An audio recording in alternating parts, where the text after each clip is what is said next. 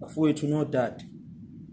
Ngikhuluma nje siqeda wona umcimbi weMK eMoses Mabhida ohambe kahle kakhulu, yize noma kube khona ihibe ezincanyana kodwa uhambe kahle kakhulu. Ama comrade ayiphatha kahle kakhulu, yahloniphana sangakubona kubi. Noma beza emcimbini azikho ingozi ezibikiwe. Siyacela ke comrade, njengoba sesibheke emakhaya asingadli amponjwana mase sishayela izimoto. Uma udriver esekhathele simnikeni ithuba lokuthi alale noma ahlephule kancane endleleni, alipake egarage ahlephule, siphinde siqhubeke. Kubalekile ukufika emakhaya siphephile ngoba umzabalazo usaqhubeka.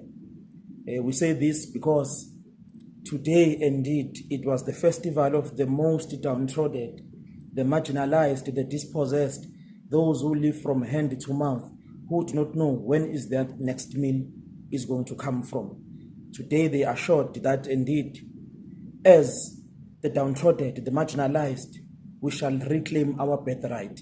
We shall truly be free economically, spiritually, politically, and otherwise. We were able today to showcase ourselves that indeed freedom is coming tomorrow. That indeed one day all of us, we shall be truly and genuinely fine.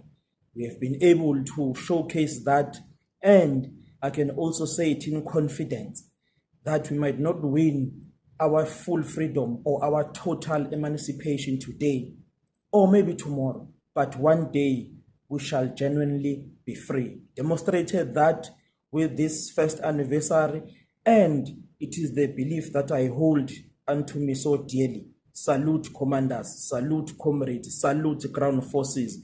Izwe lethu iAfrika.